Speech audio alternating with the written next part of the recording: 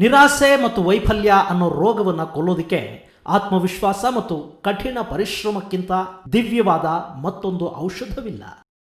Doctor APJ Abdul Kalam. ನಮಸ್ಕಾರ students, ನಾವು ಈ ದಿನ ಅಮೈನ್ಸ್ ಮೇಲಿರುವಂಥ ಕೆಲವೊಂದು ಕ್ವೆಶನ್ಸ್ನ ಕಲಿತಾ ಹೋಗೋಣ. ಅದನ್ನ ಹೇಗೆ ಆನ್ಸರ್ ಮಾಡೋದು ಅನ್ನೋದನ್ನ ಈ ಕ್ಲಾಸಲ್ಲಿ ಕಲಿಯೋಣ. ಮೊದಲನೇ ಕ್ವೆಶ್ಚನ್ ನೀವು ನೋಡ್ತಿದ್ದೀರಾ, Gabriel phthalimide synthesis is used to prepare which class of organic compound? Aniline cannot be prepared by this method, give reason. So ಈ ಗೇಬ್ರಿಯಲ್ ಥ್ಯಾಲಿಮೈಡ್ ರಿಯಾಕ್ಷನ್ ಅನ್ನೋದು ಏನಿದೆ ಅದನ್ನ ಯಾವ ಕ್ಲಾಸ್ ಆಫ್ ಆರ್ಗ್ಯಾನಿಕ್ ಕಾಂಪೌಂಡ್ ನ ಪ್ರಿಪೇರ್ ಮಾಡ್ಲಿಕ್ಕೆ use ಮಾಡ್ತೀವಿ ಅಂತ question. So ಈ ರಿಯಾಕ್ಷನ್ ನಾವು ಪ್ರೈಮರಿ ಅಮೈನ್ಸ್ ಸಿಂಥಸೈಸ್ ಮಾಡ್ಲಿಕ್ಕೆ ಯೂಸ್ ಮಾಡ್ತಾರೆ, ಎಸ್ಪೆಷಲಿ ಆಲಿಫ್ಯಾಟಿಕ್ ಅಮೈನ್ಸ್. ಈ ಪಾಯಿಂಟ್ಸ್ ಗಳನ್ನ ನೀವು ನೆನ್ಪಿಟ್ಕೊಂಡಿರ್ಬೇಕು. ಸೊ ಗೇಬ್ರಿಯಲ್ ಥ್ಯಾಲಿಮೈಡ್ ಸಿಂಥಸಿಸ್ ಇಂದ ನಮಗೆ ಪ್ರೈಮರಿ ಅಮೈನ್ಸ್ ಬರುತ್ತೆ ಹಾಗೂ ಅದು ಆಲಿಫ್ಯಾಟಿಕ್ ಅಮೈನ್ಸ್ ಆಗಿರಬೇಕು ಅಂತ. Okay, so answer for this question, which class of organic compound? Amines, primary amines. So aniline cannot be prepared by this method because aniline is a aromatic compound. From this method ನಾವು aliphatic primary amines ಮಾತ್ರ synthesise ಮಾಡ್ಲಿಕ್ಕೆ ಆಗುತ್ತೆ. ಹಾಗಾಗಿ ಈ Gabriel phthalimide synthesis ನ ನಾವು aniline synthesise ಮಾಡ್ಲಿಕ್ಕೆ use ಮಾಡ್ಲಿಕ್ಕೆ ಆಗಲ್ಲ. Next one, name the reaction by which a primary amine is prepared from an amide having one carbon atom more than primary amine. Give the general equation. So ನೀವಿಲ್ಲಿ primary amine ಅಂತ ನೋಡಿದ ತಕ್ಷಣ ಎಲ್ಲ reactions ನ list out ಮಾಡ್ಕೊಳ್ತಾ ಹೋಗ್ಬೇಕು. So ನಮಗೆ Gabriel phthalimide synthesis method ಇದೆ, ಆಫ್ಮ್ಯಾನ್ ಬ್ರೋಮೊಮೈಡ್ ಡಿಗ್ರೇಡೇಷನ್ ಇದೆ. ಸೊ ಹೀಗೆ ಎಲ್ಲ ಒಂದ್ ಕಡೆ ರಿಕಾಲ್ ಮಾಡ್ಕೊಳ್ಬೇಕು. ಇಲ್ಲಿ ಹಿಂಟ್ ನ ನೋಡ್ಬೇಕು. ಇಲ್ಲಿ ಹಿಂಟ್ ಏನ್ ಕೊಟ್ಟಿದ್ದಾರೆ ಅಂದ್ರೆ, ಈ ಅಮೈಡ್ ಏನಿದೆ, ಈ ಅಮೈಡ್ ಇಂದ ನಾವು ಅಮೈನ್ ನ ಪ್ರಿಪೇರ್ ಮಾಡಿದಾಗ ಒಂದು ಕಾರ್ಬನ್ ಆಟಮ್ ಕಡಿಮೆ ಇರತ್ತೆ ಅಂತ ಹೇಳಿದ್ದಾರೆ. Name the reaction by which primary amine is prepared from an amide having one carbon atom more than primary amine. ಅಂದ್ರೆ ಅರ್ಥ, ಅಮೈಡ್ ಮತ್ತೆ ಅಮೈನ್ಸ್ ಈ ಎರಡರ ಮಧ್ಯೆ ಕಾರ್ಬನ್ ಆಟಮ್ ವ್ಯತ್ಯಾಸ ಇರುತ್ತೆ. ಎಷ್ಟು ಕಾರ್ಬನ್ ಆಟಮ್? ಒಂದು ಕಾರ್ಬನ್ ಆಟಮ್. ಸೊ ಈ ಅಮೈಡ್ ಅಂತ ಬಂದ ತಕ್ಷಣನೇ ನಮಗೆ ಹಾಫ್ಮ್ಯಾನ್ ಬ್ರೋಮೈಡ್ ರಿಯಾಕ್ಷನ್ ನೆನಪಿಗೆ ಬರಬೇಕು. ಅದು ಬಿಟ್ಟರೆ ರಿಡಕ್ಷನ್ ನೆನಪಿಗೆ ಬರುತ್ತೆ, ಬಿಕಾಸ್ ಅಮೈಡ್ ಅಂತ ಹೇಳಿದ್ದಾರೆ. ಬಟ್ ರಿಡಕ್ಷನ್ ನಲ್ಲಿ number of carbon atom reactant ಮತ್ತೆ ಪ್ರಾಡಕ್ಟ್ ಎರಡೂ ಕಡೆನೂ ಸೇಮ್ ಇರುತ್ತೆ. ಈ ಹಾಫ್ಮ್ಯಾನ್ ಬ್ರೋಮೈಡ್ ರಿಯಾಕ್ಷನ್ ನಲ್ಲಿ ಒಂದು ಕಾರ್ಬನ್ ಆಟಮ್ ರಿಡ್ಯೂಸ್ ಆಗುತ್ತೆ. ಸೊ ಹಾಗಾಗಿ ಈ ಪ್ರಶ್ನೆಗೆ ಉತ್ತರ Hoffmann bromamide reaction. Between CH3 CH2 CH2 NH2 and CH3 thrice N. So this is the molecule which has higher boiling point and why? So boiling point ಅನ್ನೋದು more the molecular weight, okay, that is also important. More the molecular weight, more will be the boiling point. ಆದ್ರೆ ಈ ಎರಡು compound ನ ನಾವು ನೋಡಿದ್ರೆ ಇದು ಎರಡು isomers, ಅಂದ್ರೆ ಅದು ಎರಡರ ಮಾಲಿಕ್ಯುಲರ್ ವೇಟ್ ಸೇಮ್ ಇರತ್ತೆ. ಮತ್ತೆ ಹೇಗೆ ಇದನ್ನ ನಾವು ಡಿಸ್ಟಿಂಗ್ವಿಶ್ ಮಾಡೋದು, ಬಾಯ್ಲಿಂಗ್ ಪಾಯಿಂಟ್ ಸೇಮ್ ಇರತ್ತಾ ಅಥವಾ ಬೇರೆ ಇರತ್ತಾ ಅಂದ್ರೆ, ಇಲ್ಲಿ ನಾವು ಯಾವ ಟೈಪ್ ಆಫ್ ಅಮೈನ್ಸ್ ಇದೆ ಅಂತ ಚೆಕ್ ಮಾಡಬೇಕು. ಈ ಮೊದಲನೇ compound it is CH3 CH2 CH2 NH2 ಇದು ಪ್ರೈಮರಿ ಅಮೈನ್.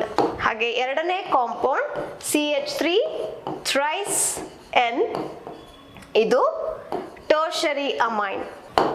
ಸೊ ನಾವು ಕಲ್ತಿರ್ತೀವಿ ಪ್ರೈಮರಿ ಅಮೈನ್ಸ್ ನಲ್ಲಿ ಹೈಡ್ರೋಜನ್ ಬಾಂಡ್ ಜಾಸ್ತಿ ಇರುತ್ತೆ, ಅಂದ್ರೆ capacity to form the hydrogen bond is more, whereas ಇದರಲ್ಲಿ ಹೈಡ್ರೋಜನ್ ಬಾಂಡ್ ಕಡಿಮೆ ಇರುತ್ತೆ. So more the number of hydrogen bond, more energy is needed to break the bond. So ನಮಗೆ hydrogen bond ಜಾಸ್ತಿ ಇದ್ದಷ್ಟು ಜಾಸ್ತಿ ಎನರ್ಜಿನ ನಾವು ಕೊಡ್ಬೇಕಾಗತ್ತೆ ಅದನ್ನ ಬ್ರೇಕ್ ಮಾಡ್ಲಿಕ್ಕೆ. ಸೊ ಹಾಗಾಗಿ ಹೈಡ್ರೋಜನ್ ಬಾಂಡ್ ಪ್ರೈಮರಿ ಅಮೈನ್ಸ್ ನಲ್ಲಿ ಜಾಸ್ತಿ ಇರೋದ್ರಿಂದ compare to tertiary amine, so boiling point of propanamine is greater than this tertiary amine. Next question, give reason amines have lower boiling point than alcohols of same molar mass. Amines are NH2, alcohol are OH. So ಎರಡು compound same molar mass ಇರುವಂತದ್ದನ್ನ ತಗೊಂಡ್ರೆ ಯಾವುದ್ರಲ್ಲಿ boiling point ಜಾಸ್ತಿ ಇರುತ್ತೆ, alcohol boiling point ಜಾಸ್ತಿ ಇರುತ್ತಾ ಅಥವಾ amine boiling point ಜಾಸ್ತಿ ಇರುತ್ತಾ ಅಂತ ಕ್ವೆಶ್ಚನ್. ಸೊ ಇದರಲ್ಲಿ ಮಾಲಿಕ್ಯುಲರ್ ಮಾಸ್ ಏನು ನಮಗೆ ವ್ಯತ್ಯಾಸ ಕೊಡಲ್ಲ, ಯಾಕೆ ಅಂದ್ರೆ ಎರಡರದ್ದು ಮೋಲಾರ್ ಮಾಸ್ ಸೇಮ್ ಇದೆ. ನೆಕ್ಸ್ಟ್ ಈ ಕ್ವೆಶ್ಚನ್ ನ ಹೇಗೆ ಸಾಲ್ವ್ ಮಾಡೋದು ಅಂದ್ರೆ ವಿತ್ ರೆಸ್ಪೆಕ್ಟ್ ಟು ನೈಟ್ರೋಜನ್ ಹಾಗೂ ಆಕ್ಸಿಜನ್ ನ ಎಲೆಕ್ಟ್ರಾನ್ ನೆಗೆಟಿವಿಟಿನಲ್ಲಿ. So oxygen is more electronegative than nitrogen. Oxygen is more electronegative than nitrogen. ಹಾಗಾಗಿ ಈ ಎಲೆಕ್ಟ್ರಾನ್ ಡೆನ್ಸಿಟಿ ಅಥವಾ ಡೈಪೋಲ್ ಮೂಮೆಂಟ್ ಏನ್ ಪ್ರೊಡ್ಯೂಸ್ ಆಗತ್ತೆ within the molecule, partial negative ಮತ್ತೆ ಪಾರ್ಷಿಯಲ್ ಪಾಸಿಟಿವ್ ಚಾರ್ಜಸ್ ಏನ್ ಕ್ರಿಯೇಟ್ ಆಗತ್ತೆ, ಈ dipole moment of alcohol is greater than the dipole moment of the amine molecules. So because of that reason alcohols shows greater boiling point than the amines. Okay, so here ಎರಡರದ್ದು molar mass same ಇರೋದ್ರಿಂದ ನಾವಿಲ್ಲಿ ಎಲೆಕ್ಟ್ರೋನೆಗೆಟಿವಿಟಿನ consider ಮಾಡಬೇಕು. Oxygen electronegativity nitrogen ಗಿಂತ ಜಾಸ್ತಿ ಇರೋದ್ರಿಂದ dipole moment alcohols ಜಾಸ್ತಿ ಇರುತ್ತೆ compare to amine. So more the dipole moment stronger the bond will be. So bond strong ಇರುವಾಗ ಜಾಸ್ತಿ ಎನರ್ಜಿನ ನಾವು ಕೊಡ್ಬೇಕಾಗತ್ತೆ ಆ ಬಾಂಡ್ ನ ಬ್ರೇಕ್ ಮಾಡ್ಲಿಕ್ಕೆ, ಹಾಗಾಗಿ ಬಾಯ್ಲಿಂಗ್ ಪಾಯಿಂಟ್ ಜಾಸ್ತಿ ಆಗ್ತಾ ಹೋಗುತ್ತೆ. Second question, amines are insoluble in water. So actually ಇಲ್ಲಿ amines are soluble in water. But ಇಲ್ಲಿ ಯಾವ ಅಮೈನ್ಸ್ ಅಂತ ಅವರು ನಿಮ್ಗೆ ಮೆನ್ಷನ್ ಮಾಡಿಲ್ಲ, ಪ್ರೈಮರಿ ಅಮೈನ್ಸ್ ಸೆಕೆಂಡರಿನ ಅಥವಾ ಟರ್ಷರಿನ ಅಂತ, ಮತ್ತೆ ಲೋವರ್ ಅಮೈನ್ಸ್ ಅಥವಾ ಹೈಯರ್ ಅಮೈನ್ಸ್ ಅಂತ ಕೂಡ ಕೊಟ್ಟಿಲ್ಲ. So lower amines are soluble in water, higher amines like if the R group is somewhat like C5H11 ಅಥವಾ C7H15. ಸೊ ಈ ತರ ಬಲ್ಕಿಯರ್ R ಗ್ರೂಪ್ಸ್ ಇರ್ತಾ ಹೋದ್ರೆ ಆ ಅಮೈನ್ಸ್ ವಾಟರ್ ನಲ್ಲಿ ಇನ್ಸಾಲ್ಯುಬಲ್ ಆಗ್ತಾ ಹೋಗುತ್ತೆ. Because of this bulkier group it will mask the nitrogen atom. So because of that reason ಅದು ಹೈಡ್ರೋಜನ್ ಬಾಂಡ್ ನ ಫಾರ್ಮ್ ಮಾಡ್ಲಿಕ್ಕಾಗಲ್ಲ. I repeat, because of the presence of the bulkier group, ಅಂದ್ರೆ ಸ್ವಲ್ಪ ದೊಡ್ಡ ದೊಡ್ಡ ಮಾಲಿಕ್ಯೂಲ್ಸ್ ಇದ್ರೆ ಆ ಮಾಲಿಕ್ಯೂಲ್ಸ್ ನೈಟ್ರೋಜನ್ ನ ಮಾಸ್ಕ್ ಮಾಡತ್ತೆ. ಓಕೆ, ಸೊ ನೈಟ್ರೋಜನ್ ಮಾಸ್ಕ್ ಆದ್ರೆ ಅದು ಹೈಡ್ರೋಜನ್ ಬಾಂಡ್ ನ ಫಾರ್ಮ್ ಮಾಡಲ್ಲ ವಾಟರ್ ಜೊತೆ. ಸೊ ಹೈಡ್ರೋಜನ್ ಬಾಂಡ್ ಆಗ್ಲಿಲ್ಲ ಅಂದ್ರೆ ಆ ಅಮೈನ್ ಮಾಲಿಕ್ಯೂಲ್ಸ್ ವಾಟರ್ ನಲ್ಲಿ ಸಾಲ್ಯುಬಲ್ ಆಗಲ್ಲ. ಸೊ ಹಾಗಾಗಿ ಈ ಕ್ವೆಶ್ಚನ್ ನಲ್ಲಿ ಅವರು ಸರಿಯಾಗಿ ಯಾವ ಅಮೈನ್ಸ್ ಅಂತ ಮೆನ್ಷನ್ ಮಾಡಿಲ್ದೇ ಇರೋದ್ರಿಂದ, ಸೊ ಈ ತರ ಕ್ವೆಶ್ಚನ್ಸ್ ಎಲ್ಲ ಬಂದ್ರೆ ಸುಮ್ಮನೆ ಕ್ವೆಶ್ಚನ್ ಮಾರ್ಕ್ ಹಾಕಿ ಒಂದು ಅಥವಾ ಎರಡು ಲೈನ್ ಅದ್ರ ಬಗ್ಗೆ ಏನಿದೆ ಅದನ್ನ ಬರೆಯೋದು ಒಳ್ಳೇದೇನೆ. ಸೊ ನಿಮ್ಗೆ ಗ್ರೇಸ್ ಮಾರ್ಕ್ ಸಿಗುವಂತ ಅವಕಾಶ ಇರತ್ತೆ. ಸೊ ಅವ್ರೇನಾದ್ರೂ ಲೋವರ್ ಅಮೈನ್ಸ್ ಅಂತ ಕೇಳಿದಿದ್ರೆ ಲೈಕ್ ಮೆಥನಮೈನ್ CH3NH2, ಸೊ ಇದು ಅವಾಗ ಕ್ವೆಶ್ಚನ್ ರಾಂಗ್ ಆಗ್ತಿತ್ತು because methanamine is soluble in water. Next one, amines are both Bronsted base and Lewis base. So ಈ ಕ್ವೆಶ್ಚನ್ ನಾವು ಆನ್ಸರ್ ಮಾಡ್ಲಿಕ್ಕೆ ಮೊದಲು ಬ್ರಾನ್ಸ್ಟೆಡ್ ಬೇಸ್ ಲೆವಿಸ್ ಬೇಸ್ ಅಂದ್ರೆ ಏನು ಅಂತ ಅರ್ಥ ಮಾಡ್ಕೊಳ್ಬೇಕು. ಸೊ ಬ್ರಾನ್ಸ್ಟೆಡ್ ಬೇಸ್ ಅಂದ್ರೆ any compound, okay, if it has the ability to accept hydrogen ion, they are called as the Bronsted bases.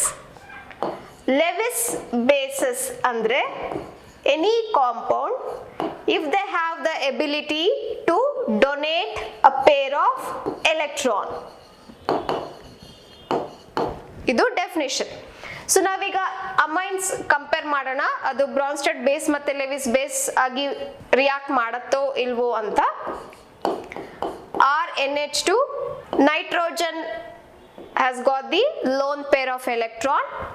ಈ ಅಮೈನ್ ಗ್ರೂಪ್ ಗೆ ನಾವು H+ ಜೊತೆ ರಿಯಾಕ್ಟ್ ಮಾಡಿಸಿದ್ರೆ then the lone pair of electron will be donated to hydrogen where we get the positively charged ammonia molecule will be obtained. Okay, so ಇಲ್ಲಿ ಯಾವ ತರ reaction ಆಗಿದೆ, lone pair of electrons got donated, donation of lone pair of electron ಅಂದ್ರೆ ಇದು Lewis base ಆಗಿ react ಆಗ್ತಾ ಇದೆ.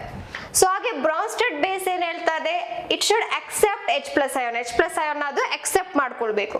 So ನಾವು ಈ ರಿಯಾಕ್ಷನ್ ಅಲ್ಲಿ H ಪ್ಲಸ್ ಅಯಾನ್ ತಗೊಂಡಿದ್ದೀವಿ, ಆ H ಪ್ಲಸ್ ಅಯಾನ್ ಅನ್ನೋದು ರಿಯಾಕ್ಷನ್ ಆದ್ಮೇಲೆ ಪ್ರಾಡಕ್ಟ್ ಆಗಿ ಆಚೆ ಬಂದಿದೆ RNH3+. ಹೇಗೆ ಬರಿಬಹುದು ಅದನ್ನ, 3 ಹೈಡ್ರೋಜನ್ ಆಟಮ್ ಇರುತ್ತೆ and this entire molecule is having the positive charge. Okay, so ಈ ರಿಯಾಕ್ಷನ್ ಇಂದ ನಮಗೆ ಗೊತ್ತಾಗುತ್ತೆ ಈ ನೈಟ್ರೋಜನ್ ಆಟಮ್ ಏನಿದೆ ಅದು ಲೋನ್ ಪೇರ್ ಆಫ್ ಎಲೆಕ್ಟ್ರಾನ್ ಕೂಡ ಡೊನೇಟ್ ಮಾಡ್ತಾ ಇದೆ, at the same time hydrogen atom ನ ಹೈಡ್ರೋಜನ್ ಅಯಾನ್ ನ ಎಕ್ಸೆಪ್ಟ್ ಮಾಡ್ಕೊಳ್ತಾ ಇದೆ. ಸೊ ಹಾಗಾಗಿ ಇದು ಬ್ರಾನ್ಸ್ಟೆಡ್ ಬೇಸ್ ಕೂಡ ಹೌದು, ಹಾಗೆ ಲೆವಿಸ್ ಬೇಸ್ ಕೂಡ ಹೌದು. Next, give reason. Aniline is a weaker base than ammonia but methanamine is a stronger base than ammonia. ಇದಕ್ಕೆ ಒಂದು ಪಾಯಿಂಟ್ ನಾವು ನೆನ್ಪಿಟ್ಕೊಳ್ಬೇಕಾಗಿದ್ದು, ಥಿಯರಿನಲ್ಲಿ ಕಲ್ತಿರ್ತೀವಿ, alkyl amines are stronger base than ammonia.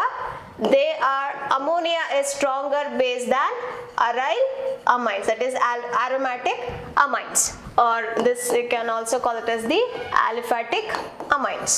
So ಯಾಕೆ ಇಲ್ಲಿ ಈ ಪಾಯಿಂಟ್ ನಿಮ್ಗೆ ನೆನಪಿದ್ರೆ ಈಸಿಯಾಗಿ ಇದು ಕ್ವೆಶ್ಚನ್ ನಿಮ್ಗೆ ಅರ್ಥ ಆಗತ್ತೆ. Aniline is weaker base than ammonia, that is weaker base than methanamine. ಆದ್ರೆ ಇಲ್ಲಿ ನಮ್ಗೆ ಅವರು ಗಿವ್ ರೀಸನ್ ಅಂತ ಕೇಳಿದ್ದಾರೆ. ಸೊ ಯಾವ ರೀಸನ್ ಇಂದ aniline weaker base and methanamine is stronger base ಅಂದ್ರೆ, ಈ ಮೆಥನಮೈನ್ ನಲ್ಲಿ CH3 ಗ್ರೂಪ್ ಇದೆ, ಇದು ಎಲೆಕ್ಟ್ರಾನ್ ರಿಲೀಸಿಂಗ್ ಗ್ರೂಪ್. ಓಕೆ, ನಾವು ಕಲ್ತಿರ್ತೀವಿ ಥಿಯರಿ ಓದ್ಬೇಕಾದ್ರೆ, ನಿಮ್ಗೆ ನೀವು ಪಾಯಿಂಟ್ ನ ನೆನ್ಪಿಟ್ಕೊಂಡಿರ್ತೀರಾ. ಎಲೆಕ್ಟ್ರಾನ್ ರಿಲೀಸಿಂಗ್ ಗ್ರೂಪ್ ಅಂತ ಏನಿರುತ್ತೆ ಅದು due to inductive effect electrons ನ ನೈಟ್ರೋಜನ್ ಕಡೆ ಶಿಫ್ಟ್ ಮಾಡುತ್ತೆ.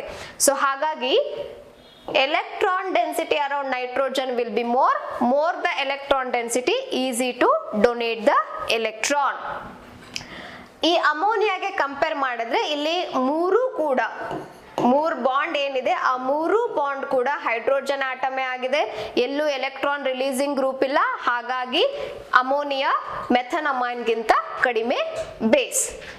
ನಾವಿಲ್ಲಿ ಅನಿಲಿನ್ ಗ್ರೂಪ್ ನ ನೋಡಿದ್ರೆ ಈ ಬೆನ್ಸಿನ್ ಗ್ರೂಪ್ ಏನಿದೆ ಈ ಗ್ರೂಪ್ ನ ನಾವು ಎಲೆಕ್ಟ್ರಾನ್ ವಿಡ್ರಾಯಿಂಗ್ ಗ್ರೂಪ್ ಅಂತ ಕರಿತೀವಿ.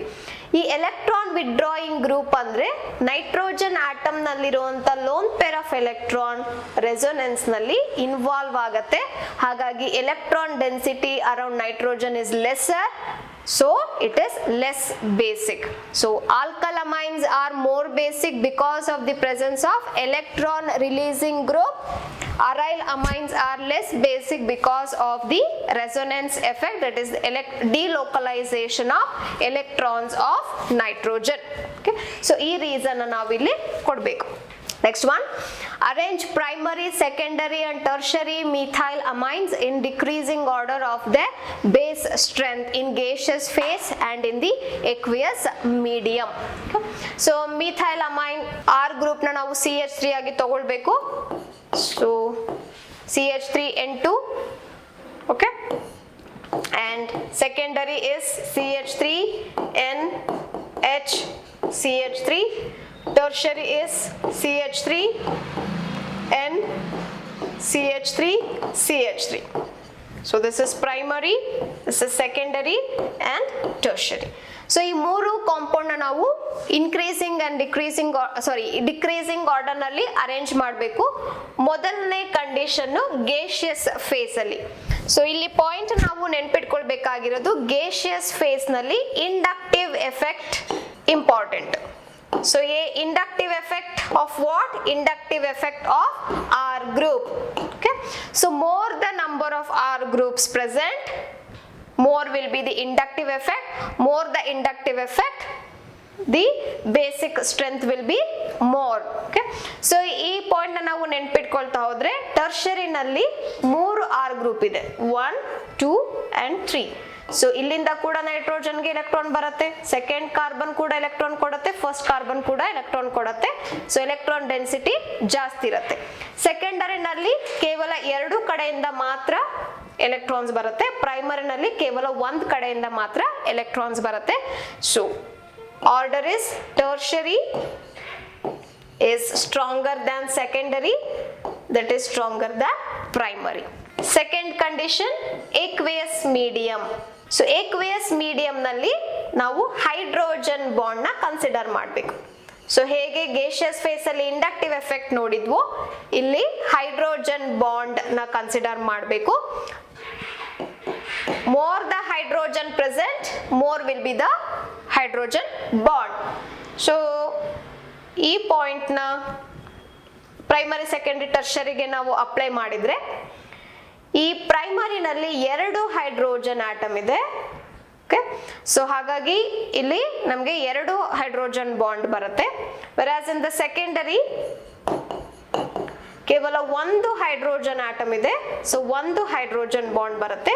ಟರ್ಷರಿನಲ್ಲಿ ಯಾವುದೇ ಹೈಡ್ರೋಜನ್ ಆಟಮ್ ಇಲ್ಲ ನೈಟ್ರೋಜನ್ ಜೊತೆಗೆ, ಸೊ ಹಾಗಾಗಿ 0 hydrogen bond. Okay, so more the hydrogen bond, more will be the basic strength.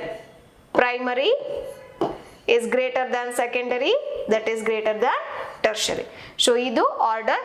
ಅವರು ಡಿಕ್ರೀಸಿಂಗ್ ಆರ್ಡರ್ ಅಂತ ಕೇಳಿರೋದ್ರಿಂದ ಕಡಿಮೆ ಯಾವುದು ಅದನ್ನ ಮೊದಲು ಬರಿಬೇಕು, ಕಡಿಮೆ ಇದರಲ್ಲಿ ಓಕೆ. ಸೊ ನೀವು ಈ ಸೈನ್ ಯೂಸ್ ಮಾಡೋದ್ರಿಂದ, greater than less than sign use ಮಾಡೋದ್ರಿಂದ ಹೀಗೆ ಬರೆದ್ರು ಕೂಡ ನಿಮಗೆ ಮಾರ್ಕ್ಸ್ ಸಿಗತ್ತೆ. Next question, name 2 factors that affect the basic strength of primary, secondary, tertiary methylamines in water. So ಇಲ್ಲಿ ಎಕ್ವೇಸ್ ಮೀಡಿಯಂ ಕೇಳಿದ್ದಾರೆ. ಎಕ್ವೇಸ್ ಮೀಡಿಯಂ ನಲ್ಲಿ ಫಸ್ಟ್ ಒನ್ ಬರೋದೆ hydrogen bond. So formation of hydrogen bond ಅದನ್ನ ನಾವಿಲ್ಲಿ ಸಾಲ್ವೇಷನ್ ಎಫೆಕ್ಟ್ ಅಂತ ಕರಿತೀವಿ. The first point ನೀವಿಲ್ಲಿ ಬರಿಬೇಕಾಗಿರೋದು salvation effect. ಅಂದ್ರೆ ಈ R ಗ್ರೂಪ್ ಇದೆ, ನೈಟ್ರೋಜನ್ ಆಟಮ್ ಏನಿದೆ, ಸೊ ಹೀಗೆ ಹೈಡ್ರೋಜನ್ ಬಾಂಡ್ ಫಾರ್ಮ್ ಆಗ್ತಾ ಹೋಗುತ್ತೆ. ಇದನ್ನ ನಾವು ಸಾಲ್ವೇಷನ್ ಎಫೆಕ್ಟ್ ಅಂತ ಕರಿತೀವಿ. ಇದು ಮೊದಲನೇ ಫ್ಯಾಕ್ಟರ್. ಎರಡನೇ factor steric hindrance. Steric hindrance ಅಂದ್ರೆ ದೊಡ್ಡ ಗ್ರೂಪ್ ಗಳೇನಿರುತ್ತೆ, ಈ R group bulkier, okay, C5 C4 C5 ಈ ಗ್ರೂಪ್ ಗಳೆಲ್ಲ ಇದ್ರೆ ಇದು ಬಲ್ಕಿಯರ್ ಗ್ರೂಪ್ ಅಂತ ಕರಿತೀವಿ. More the bulkier groups are present, the steric hindrance is more. Okay, so ಇಲ್ಲಿ 2 ಪಾಯಿಂಟ್, ಒಂದು ಫ್ಯಾಕ್ಟರ್ ಸಾಲ್ವೇಷನ್ ಎಫೆಕ್ಟ್, ಎರಡನೇ factor steric hindrance. Next one, what is the final product obtained when primary amine is alkylated? ಎಷ್ಟು reactions ಮಾಡಬೇಕು ಅಂತ ಹೇಳಿಲ್ಲ, how many moles of ಆಲ್ಕೈಲ್ಸ್ ನ ತಗೊಳ್ಬೇಕು ಅಂತ ಹೇಳಿಲ್ಲ. ಹಾಗಾಗಿ primary amines, it is a chain reaction. Rx, we have primary amine will become secondary amine. Secondary amine, one more round of alkylation ಆಗತ್ತೆ ಇಲ್ಲಿ. This is R1 R2. ಎರಡನೇ round ನಲ್ಲಿ tertiary amines ಬರುತ್ತೆ.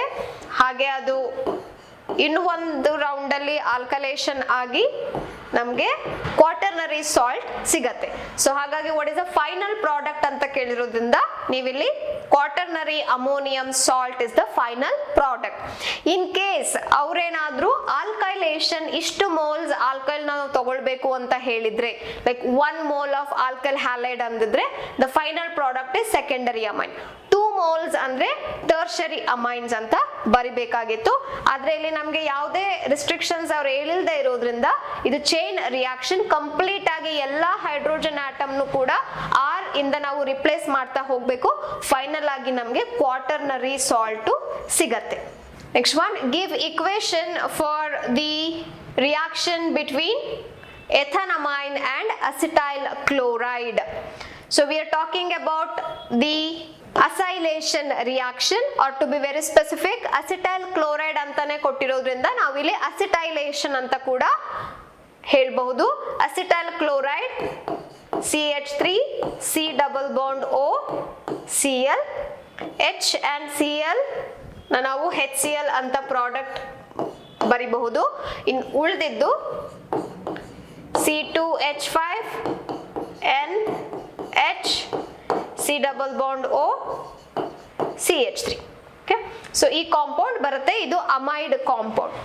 ಇದು ರಿಯಾಕ್ಷನ್ ಆಯ್ತು. Name the product ಅಂತ ಕೂಡ ಕೇಳಿದ್ದಾರೆ ಅವರು. ಸೊ ಹೇಗೆ ಈ ಕಾಂಪೌಂಡ್ ನ ನಾವು ನೇಮ್ ಮಾಡೋದು ಅಂದ್ರೆ, ಈ ಗ್ರೂಪ್ ನ ನಾವು ಎಥನಮೈಡ್ ಅಂತ ತಗೊಳ್ಬಹುದು. ಇದನ್ನ ನಾವು ಸಬ್ಸ್ಟಿಟ್ಯೂಯೆಂಟ್ ಆಗಿ ಕನ್ಸಿಡರ್ ಮಾಡಬೇಕಾಗತ್ತೆ. So N ethyl ethanamide is the name of the compound. Repeat, ಇದು C double bond O NH ಏನಿದೆ ಇದನ್ನ ನಾವು ಅಮೈಡ್ ಗ್ರೂಪ್ ಅಂತ ತಗೊಳ್ತೀವಿ. ಇಲ್ಲಿ 2 ಕಾರ್ಬನ್ ಆಟಮ್ ಇರೋದ್ರಿಂದ ಇದು ಎಥನಮೈಡ್. ಹಾಗೆ ಇದು ಈ C2H5 ಅದು ಸಬ್ಸ್ಟಿಟ್ಯೂಯೆಂಟ್ ಆಗಿ ಆಕ್ಟ್ ಮಾಡುತ್ತೆ. C2H5 ನೈಟ್ರೋಜನ್ಗೆ ಡೈರೆಕ್ಟ್ ಆಗಿ ಅಟ್ಯಾಚ್ ಆಗಿರೋದ್ರಿಂದ ಎನ್ ಈಥೈಲ್ ಎಥನಮೈಡ್ ಅಂತ ನಾವು ಬರಿಬೇಕು. Next one, what is benzoylation of primary amine? Give the equation with methanamine. So ಈ ಬೆಂಜಾಯ್ಲೇಷನ್ ಕೂಡ acylation, a type of acylation. So ಇಲ್ಲಿ ನಾವು ಬೆನ್ಸಿನ್ ಗ್ರೂಪ್ ನ ತಗೊಳ್ಬೇಕಾಗತ್ತೆ. ಸೊ ಮೊದಲು ಬೆನ್ಸಿನಮೈಡ್. ಸೊ ಈ ಬೆಂಜಾಯಿಲ್ ಕ್ಲೋರೈಡ್ ನ ನಾವು ಬರಿಬೇಕು. ಇದನ್ನ ನಾವು ಮೆಥನಮೈನ್ ಜೊತೆ ಟ್ರೀಟ್ ಮಾಡಬೇಕು. So here ECl and H ನಾವು HCl ಆಗಿ ರಿಲೀಸ್ ಮಾಡ್ತಾ ಇದೀವಿ. and this will occur in presence of pyridine, right? Base, pyridine base ಜೊತೆ ನಾವು ಟ್ರೀಟ್ ಮಾಡಬೇಕು. ಉಳಿದಿದ್ದು CH3 N H C double bond O. So this is how you can name. The name of this compound is N-methyl benzenamide. Okay, so this is N-methyl and this is benzenamide. Next one, name the family of compounds that answers carbalamine test. So carbalamine test is for the primary amines, both aliphatic as well as the aromatic amines. This is the confirmation test for the primary amines. So reaction, give the equation ಅಂತ ಕೇಳಿದ್ದಾರೆ. So ನಾವು ಇಲ್ಲಿ general reaction ಬರಿತಾ ಇದ್ದೀನಿ.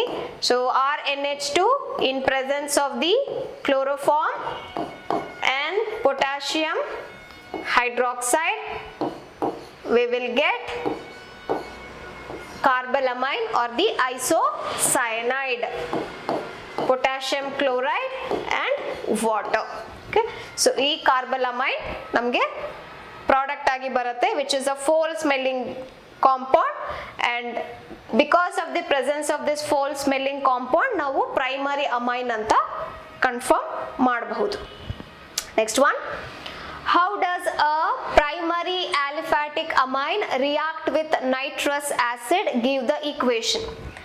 So primary aliphatic amine plus nitrous acid are NH2 NaNO2 plus HCl. Okay, and we get is the R of OH plus N2 and water. So ಇಲ್ಲಿ ಅವರು aliphatic ಅಂತ ಕೇಳಿರೋದ್ರಿಂದ nitrogen gas evolve ಆಗತ್ತೆ. So ಈ reaction ಇಂದ ನಾವು aliphatic ಹಾಗೂ aromatic amines ನ distinguish ಮಾಡಬಹುದು. ಆಲಿಫ್ಯಾಟಿಕ್ ಅಲ್ಲಿ ನೈಟ್ರೋಜನ್ ರಿಲೀಸ್ ಆಗತ್ತೆ, ಆರೋಮ್ಯಾಟಿಕ್ ಅಲ್ಲಿ ನೈಟ್ರೋಜನ್ ರಿಲೀಸ್ ಆಗಲ್ಲ. Name the reaction by which aniline is converted into phenyl isocyanide. This is, they are talking about the carbalamine reaction.